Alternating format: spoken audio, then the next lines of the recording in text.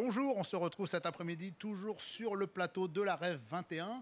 Alors cet après-midi, on va parler digital pendant toute l'après-midi avec toute une série d'invités. Mais pour démarrer l'après-midi, j'ai le plaisir d'avoir deux invités un petit peu exceptionnels pour parler Europe, pour parler relance, pour parler l'après-Covid.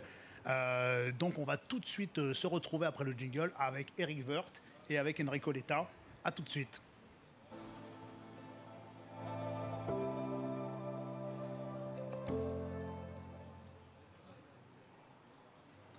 Et donc on se retrouve sur le plateau de la Rêve. Je rappelle que vous pouvez nous regarder en live sur le site rêve.org, mais aussi sur BioBoss TV, sur e-commerce TV et sur e-marketing TV. Voilà de quoi occuper votre après-midi. Alors on va démarrer et j'ai la chance d'avoir deux personnes qui vont nous parler d'Europe. Je pense qu'on ne parle pas assez d'Europe, donc on va en parler. On va tout de suite démarrer pour parler d'Europe. Je reçois sur le plateau Eric Woerth, président de la Commission des finances de l'Assemblée nationale et député de l'Oise. Et Enrico Letta, vous êtes l'ancien président du Conseil italien et secrétaire du Parti démocrate. Vous avez tous les deux des points de vue assez intéressants. Eric Woerth, on va démarrer avec vous. Alors, comment se dessine cette Europe après Covid et ce plan de relance qui s'annonce massif ? D'abord, curieusement, je trouve que jamais l'Europe n'a été aussi nécessaire après Covid et puis au-delà même du Covid sur la restructuration d'un monde dans une évolution que chacun voit tous les jours, profonde. Et jamais l'Europe n'est apparue probablement aussi impuissante. Et c'est un paradoxe qu'il nous faut absolument résoudre au risque de le payer très, très cher. L'Europe de l'après-Covid, d'abord il y a eu l'Europe du Covid. Et l'Europe du Covid a été plutôt efficace, me semble-t-il. Il y a eu des avancées que les gens n'ont pas vues, hein, malheureusement, avec la population assez peu vue, mais l'idée d'acheter ensemble des vaccins était une bonne idée, plutôt que de se faire la guerre entre les pays vis-à-vis des producteurs. Qu'il y a eu des problèmes de logistique, sans doute, mais en tout cas, c'était un acquis sur un sujet aussi important. Puis deuxième point, les outils financiers mis en place par l'Europe, que ce soit par la BCE, organisme extrêmement important sur la politique monétaire, ou que ce soit les subventions ou les prêts qui sont aujourd'hui accordés avec un emprunt européen, ça a été un moment aussi très fort. On a, je trouve, franchi un pas dans la construction d'une Europe où on commence à partager un certain nombre de décisions. Après, les défis ils sont considérables pour l'Europe. D'abord, il y a un défi qui est quand même politique, qui est que l'Europe, elle est divisée. On dit toujours l'Europe elle est moins efficace que les États-Unis ou que d'autres, sauf que c'est des pays quoi. L'Europe c'est pas un pays. Enfin, a priori, chacun le voit bien. Et on voudrait lui prêter à la fois tous les attributs d'un pays sans jamais vouloir lui donner. Et il faut absolument que dans cet après-Covid et surtout dans le monde tel qu'il vient, avec le meilleur et pour le pire, que le meilleur soit la construction d'une Europe autour d'un certain nombre de valeurs républicaines qu'on peut partager, puisqu'on partage pour beaucoup une histoire globalement assez commune, faite souvent d'ailleurs d'opposition, mais qu'on a transformée en partenariat. Et il faut que cette Europe, elle progresse politiquement. Je pense que c'est sans doute les défis que les prochaines présidences, dont la présidence française, devront relever. Et puis on peut rentrer un peu dans le détail par la suite. On va avoir l'occasion de rentrer dans le détail.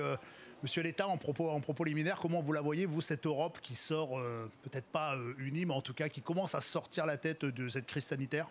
Bon, je partage beaucoup des choses que Eric Woerth vient de dire. J'ajoute aussi que on vient de voir combien l'Europe est importante dans la crise de l'Afghanistan. On ajoute un côté qui n'est pas directement de politique économique, mais qui est de rôle dans le monde. Je pense que cette crise qu'on vient de vivre pousse encore davantage sur la nécessité que l'Europe soit plus unie, s'affirme davantage, soit plus forte.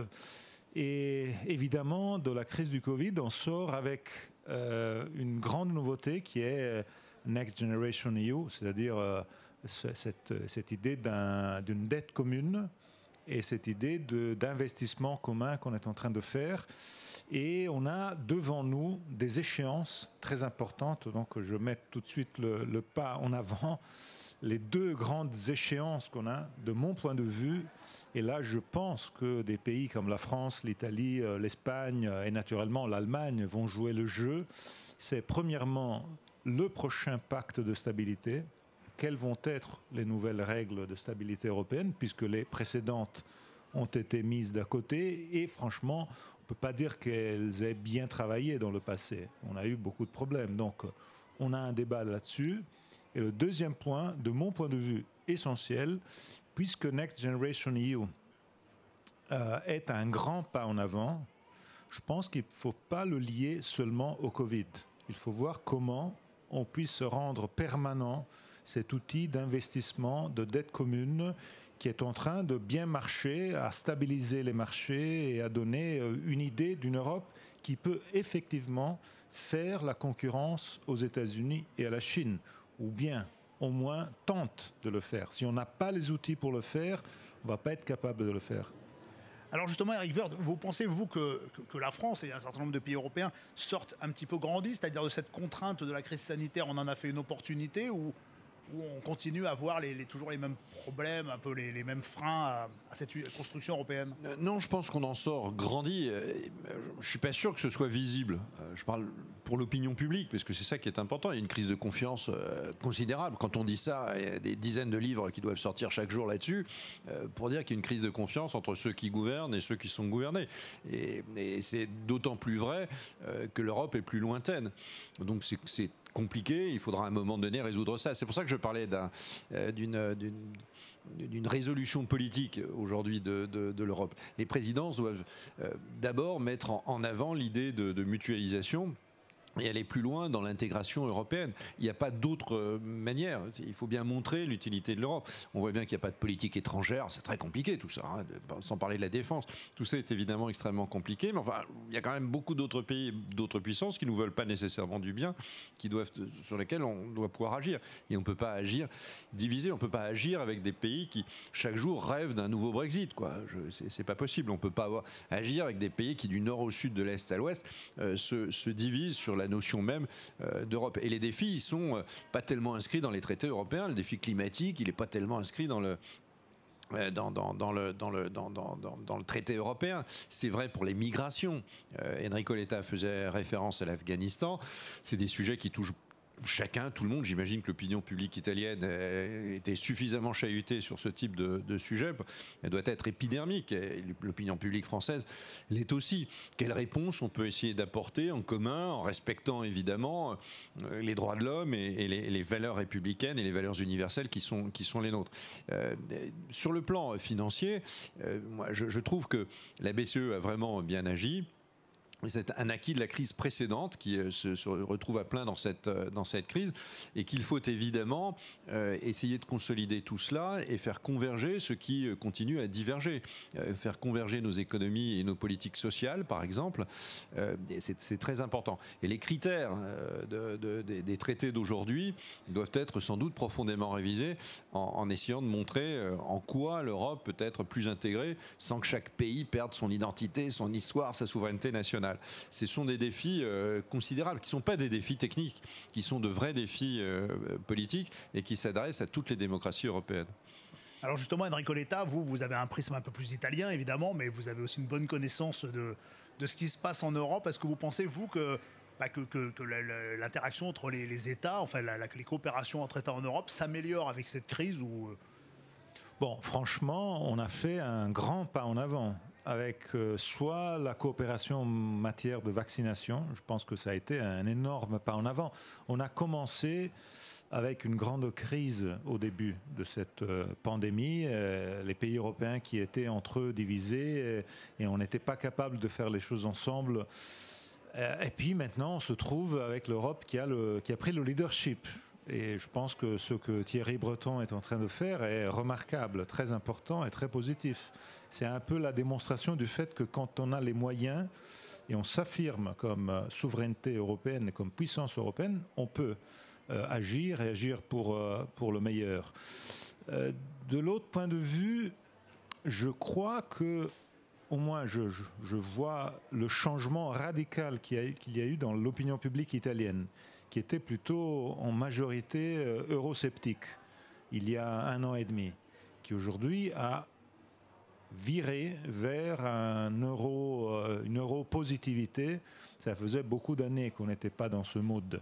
Évidemment, tout ça est à cause du fait que l'Italie est le bénéficiaire majeur des aides européennes. Mais donc, on a expérimenté le fait que l'Europe a démontré solidarité. Et que cette solidarité a une plaque très claire, France-Allemagne. Parce que le début de tout ça, ça a été la rencontre franco-allemande du 18 mai, peut-être, 19 mai 2020, quand il y a eu un choix commun des deux pays de dire on ne peut pas refaire comme en 2008-2011, quand à la fin l'Europe, menée par l'austérité allemande, avait raté sa réponse à la crise. Et donc, je pense que ça a été très important. La Banque centrale européenne a fait le reste. Et je vois qu'au moins chez nous, la perception est plutôt positive. Maintenant, il faut continuer sur cette ligne et il faut surtout démontrer que toute cette aide européenne, on est capable de le dépenser et de le dépenser pour le meilleur. C'est-à-dire pour qu'effectivement il y ait un New Deal et de bonnes performances parce que, comme vous savez mieux que moi, il y a eu des pays qui étaient contre tout ça. Et si on ne dépense pas bien cet argent, il y a ces pays, je pense à l'Autriche, je pense aux Pays-Bas, aux pays scandinaves qui vont dire et même l'Allemagne qui vont dire maintenant on arrête.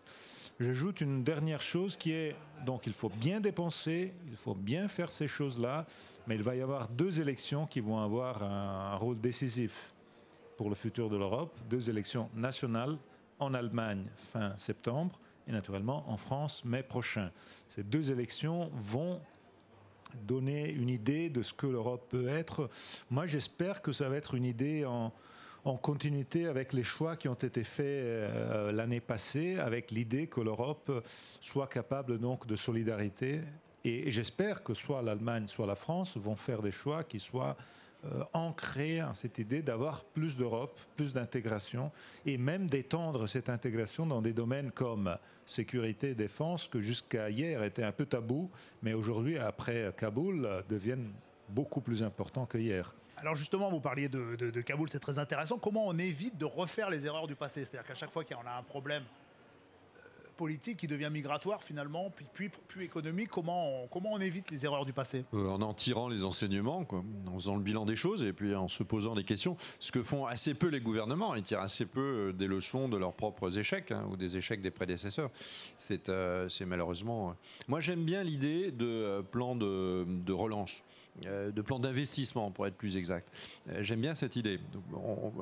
Enrico donnait le terme de Next Generation, c'est vraiment ça. C'est-à-dire que l'Europe, elle doit être construite en allant plus loin et en regardant plus loin que les pays eux-mêmes. Si elle a exactement le même calendrier, les mêmes politiques et les mêmes ennuis, ça ne peut pas fonctionner. Donc elle doit regarder plus loin. Et regarder plus loin, c'est aussi unir. Et on s'unit autour des investissements qu'on doit faire. La France et l'Italie sont des grands bénéficiaires de cet emprunt européen mutualisé, et c'est une bonne chose, d'autant plus qu'on est les pays parmi les plus endettés d'Europe. Donc on doit être à la fois à la hauteur de nos contraintes financières et faire en sorte qu'en partageant l'euro, on partage aussi un certain nombre des contraintes, mais également on doit être, je pense, reconnaissant auprès de l'Europe de financer cela. Donc on doit insister sur l'idée de plan d'investissement. L'Europe, elle est là pour investir parce que les autres pays dégagent des moyens qui sont sur des populations bien plus importantes que chacune de nos propres populations indépendantes. Quand on parle d'hydrogène, d'énergie, de numérique, tous ces sujets-là nécessitent cela. Et donc j'aime bien cette idée. Et puis je pense aussi qu'il faut que l'Europe aille loin en tirant les enseignements de ces plans d'investissement et de cet endettement commun. Par la mise en place de ressources plus stables, de ressources plus propres, plus directement liées à l'Europe. On voit qu'on n'en est pas du tout sorti, qu'il y a beaucoup d'opposition à ça, mais je ne pense pas qu'on puisse avoir des ressources financières aussi instables et aussi faibles pour une politique européenne. Et les politiques migratoires, la défense des frontières. Nous avons une frontière européenne depuis Schengen. La frontière européenne exige une politique d'immigration cohérente, sinon ça ne peut pas fonctionner. Et on voit bien que de toutes les crises migratoires qu'il y a eu jusqu'à présent, ça a très mal fonctionné, sur tous les plans, sur le plan juridique, sur le plan financier, sur le plan d'intégration, sur le plan de protection de la frontière, enfin, sur tous les plans, ça n'a pas fonctionné. Et on a vu que des pays comme l'Allemagne, par exemple, qui a été très critiqué, est un pays qui lui-même, au fond, n'a pas su utiliser l'Europe dans ce domaine-là. Il faut que l'Europe se dote de moyens, hein. Derrière c'est des moyens. Et pour la première fois peut-être, Enrico Letta faisait référence à deux échéances, l'échéance allemande et l'échéance française. L'échéance française, elle est en plus au moment de la présidence française de l'Union européenne. Je pense que ça devrait mettre au cœur de cette campagne présidentielle, dont on voit bien les difficultés aujourd'hui à tout niveau. On doit mettre au cœur de cette campagne présidentielle aussi l'avenir du pays dans cet avenir européen. Comment on essaye de ne pas opposer l'un et l'autre. Est-ce que vous avez le sentiment, je vous poserai la même question aussi sur comment ne pas renouveler les erreurs qu'on a pu faire en politique migratoire, mais Eric Woerth, est-ce que vous avez le sentiment, comme ce que disait Enrico Letta, c'est que les Français sont plus européens à la sortie de cette crise qu'ils ne l'étaient avant, en voyant bien que ça avait quand même quelques gros avantages, notamment pour l'approvisionnement des vaccins, ou est-ce qu'on est toujours à peu près avec un eurosceptisme identique à la... J'aimerais bien pouvoir dire la même chose qu'Enrico Letta, mais je peux me tromper, hein. De toute façon, tout le monde peut se tromper sur tout, mais je ne crois pas. Je pense qu'on a toujours un euroscepticisme. On est sceptique sur plein de choses. On est un peuple sceptique. Donc sur l'Europe encore plus, on a l'impression qu'on nous prend de l'argent, on a l'impression que les réponses européennes, elles sont systématiquement technocratiques et bureaucratiques, on a l'impression que c'est inefficace. Bref, c'est un peu ce que je disais. On voudrait que l'Europe ait l'efficacité d'un pays, entre guillemets d'ailleurs, l'efficacité d'un pays sans en avoir aucun des moyens, quoi. On n'est pas à une contradiction près, hein, vous me direz. Mais je pense que l'intégration européenne, elle est fondamentale et il ne faut pas refaire les vieux débats là-dessus. Elle est fondamentale. Et évidemment, elle est respectueuse de l'identité et de l'histoire de chacune de nos nations. Ça va de soi, mais on ne peut pas parler de politique, on ne peut pas parler d'immigration sans parler de politique étrangère. Il y a un moment donné, les pays qui deviennent des ressources d'immigration sont des pays qui posent des questions de politique étrangère au sens très large du terme, aide économique, conflit, enfin, l'Afghanistan, mais la Syrie auparavant. On voit bien que l'Europe ne pèse pas vraiment. Où est l'Europe dans les négociations sur l'Afghanistan? Nulle part. Où est-ce qu'elle était dans les négociations sur la Syrie? Nulle part. Où est-elle entre la Chine et les États-Unis? Nulle part. Bon. Enrico Letta, juste alors sur l'Afghanistan, sur la politique migratoire, et puis au-delà sur effectivement la réponse que l'Europe peut apporter pour la relance des entreprises. On est à la REF 21. Aujourd'hui, les patrons ont plutôt le sourire, les chiffres sont bons. Je pars par un chiffre que, de mon point de vue, est très intéressant. Quand on parle de leçons à tirer du passé, dans la décennie 10-20, la moitié des réfugiés qui sont entrés en Europe, je parle de réfugiés, étaient issus de Irak, Afghanistan, Syrie. Même plus que la moitié, 55-56%. Et donc ça donne l'idée que les grands sujets de politique étrangère, comme Eric venait de dire, ont tout de suite des conséquences si on les gère bien ou mal. Et Irak, Afghanistan, Syrie, ça a été 3 défaites, une après l'autre, bien que c'était très différent. Mais à la fin, les conséquences ont été les conséquences qu'on connaît très bien. Donc il faut que sur Kaboul, Afghanistan, de mon point de vue, on soit capable de redresser un peu le final, parce que ce final est désastreux de mon point de vue. Et même le G7 d'il y a quelques heures, c'est un G7 dans lequel les Américains ont décidé que c'était 31 août, et c'était 31 août. Et le 31 août, de mon point de vue, ne marche pas en tant que délai. Donc je pense qu'il y a un sérieux problème là, et si on ne le gère pas, ça va nous poser des problèmes, des conséquences assez compliquées. Merci beaucoup Enrico. Juste en mot de la fin, parce qu'il nous reste quelques secondes, vous sentez que le moral des patrons est bon ? Ah oui, j'ai l'impression, enfin en tout cas les patrons que j'ai pu rencontrer ici, comme dans les enquêtes d'opinion, mais ici c'est une enquête d'opinion en grandeur réelle, il est plutôt bon. L'économie française, l'économie italienne, je ne sais pas, mais je crois que oui aussi, a plutôt pas mal passé ce cap, encore que ce cap n'est pas passé, mais enfin en tout cas on s'est donné les moyens, c'est le moins qu'on puisse dire. C'est pour ça qu'il faut des signaux aussi sur les finances publiques. Les signaux sur les finances publiques, la première des souverainetés, c'est quand même une souveraineté financière. Ça ne veut pas dire qu'un pays ne doit pas être endetté, évidemment il doit être endetté. Mais la France, honnêtement, elle a beaucoup de progrès à faire là-dessus. On a commencé cette crise dans un état de faiblesse relative sur ce plan-là, et on en sort dans un état de faiblesse absolue sur ce plan-là. Donc nous devons montrer des signaux très forts de rééquilibrage de nos finances publiques. Enrico Letta, le mot de la fin sur le moral que vous ressentez dans votre pays. Franchement, j'ai trouvé ici un moral très haut, et c'est un peu la même chose chez nous. On a des chiffres de croissance qu'on ne voyait pas depuis 30 ans. Cette année, on reprend les chiffres des années 80. Donc évidemment, c'est un rebond par rapport aussi à ce qui s'est passé. Mais je pense que c'est très bien, c'est positif. Nous, on vit aussi un moment un peu unique, c'est-à-dire on a un gouvernement mené par quelqu'un qui donne de la confiance, parce que Mario Draghi a un tel rôle que ça bouge. Mais je vois qu'au niveau européen, je vois ici aussi que la confiance est là, je suis assez optimiste. Merci à tous les deux. Éric Woerth, je rappelle que vous êtes président de la Commission des finances de l'Assemblée nationale et député de l'Oise. Et Enrico Letta, ancien président du Conseil italien et secrétaire du Parti démocrate. Merci à tous les deux d'être venus nous donner votre ressenti sur la relance européenne. Et tout de suite après le jingle, on va parler digital, la transformation digitale et tout ce que ça comprend. Merci beaucoup.